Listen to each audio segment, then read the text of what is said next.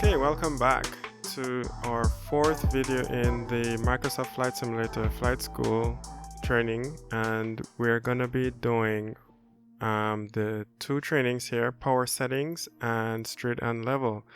So let's just get right into it for power settings. Alright, so this training, the throttle is the command to adjust the aircraft's power setting displayed on the RPM tachometer right here.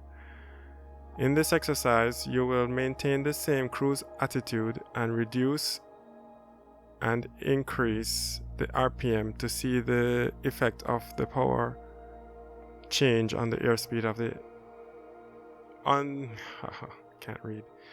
the airspeed and altitude. This training should take 2 minutes. All right, let's go.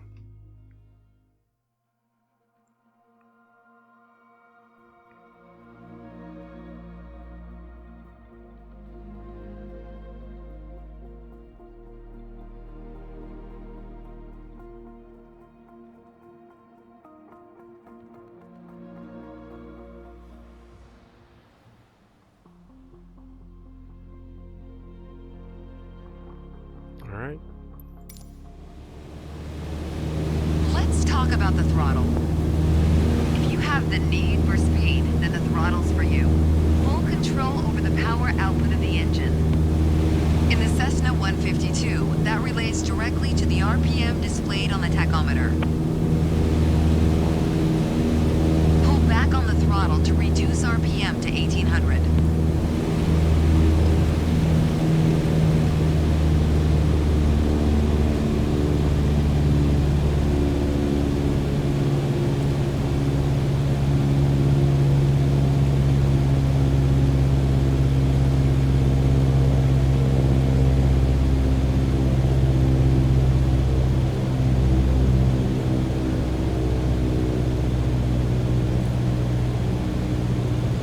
Speed and altitude are also decreasing.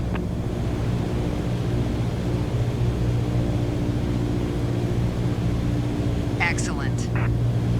Okay, let's throttle back up to 2400 RPM.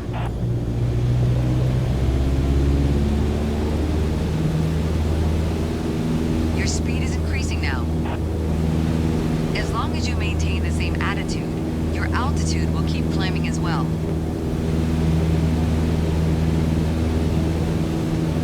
Nice.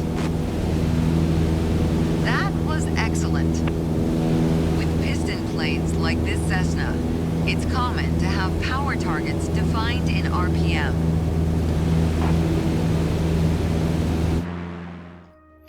Okay, perfect. That was really simple. Just pulling and pushing the throttle. So we got reduced throttle. I guess I lost a little points. It took me so long to get there, but yep. I maybe should mark some, make some marks on my throttle to give me an idea of where the RPM should be, right? Okay, let's go to the next one, which is straight and level flight. Okay, so this one's a little bit more challenging. It has to do with trimming the aircraft, and I've watched a lot of real world pilots on YouTube, and they've said that it's a challenge to actually, it's more of a challenge to actually trim an airplane in Microsoft Flight Simulator than it is in actual real life. And I guess that's because you can get the sensation and the feeling in the yoke, but like in real life, but in Microsoft Flight Simulator there's no force feedback. So all right, let's go. So this one says, familiarize yourself with the attitude, pitch, and power relationship. Changing one or both will result in a difference in speed, altitude, or heading. Attitude plus power equal performance. You will also discover the trim wheel to help you maintain a desired attitude. Accelerate, decelerate at a level altitude. Refine aircraft handling skills, about 3 minutes. Okay, let's go. Well, let's take a look at this before we go. So we have the airspeed indicator here, which, okay, so the key here, or the legend, so blue is performance instruments and yellow is control instruments. So the airspeed indicator, the heading indicator, the altimeter, the vertical speed indicator, all are performance instruments, while the attitude indicator and the tachometer are control instruments. Okay, makes sense. All right, so let's go.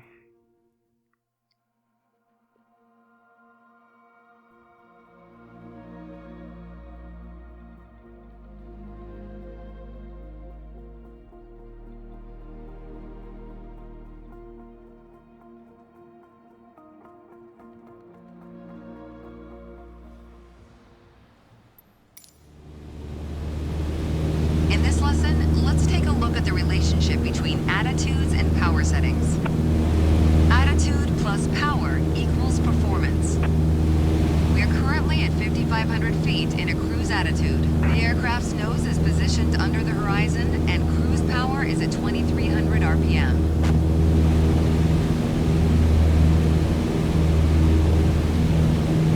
Try to reduce power to 2,000 RPM while maintaining 5,500 feet.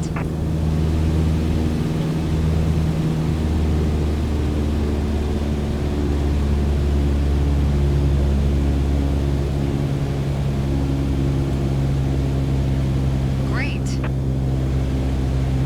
You probably noticed, to maintain altitude, you need to pitch the nose up. You could just keep pulling on the yoke to hold steady, but that's not really a precise means of control. Probably better to adjust your trim wheel until you don't need to push or pull on the yoke. Drag the trim down when you need to set the nose up. Drag it up to set the nose down. Try adding trim to keep us at 5,500 feet without increasing throttle.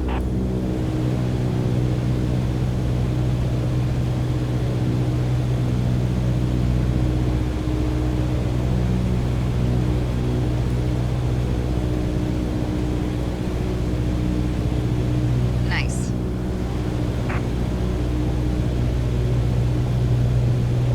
Increase power to 2,300 RPM while maintaining 5,500 feet.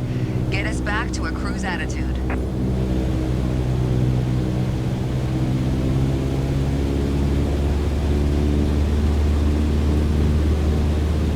Excellent. Now adjust the trim.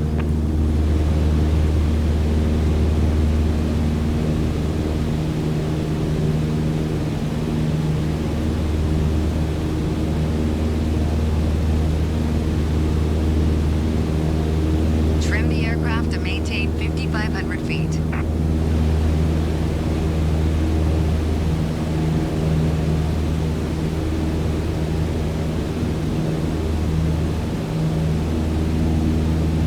Trim the aircraft to maintain 5,500 feet.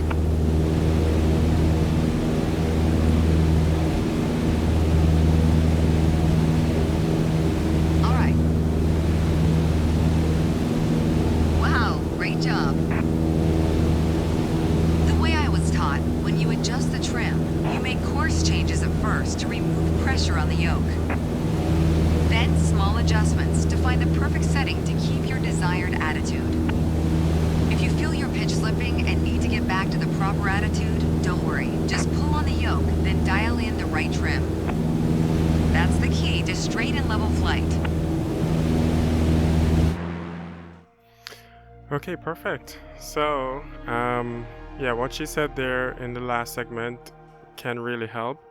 What I noticed that some people do is that they think that using the trim to actually change the pitch of the aircraft is what they should do, but no, it's actually the other way around. You should use a yoke, set your pitch, and then the pressure, you'll then have to continuously hold pressure on the yoke, either by pushing it or pulling it to maintain the attitude, and then you use the trim gradually to release that pressure, right? So that's how I do it as well, and I found it to work really well.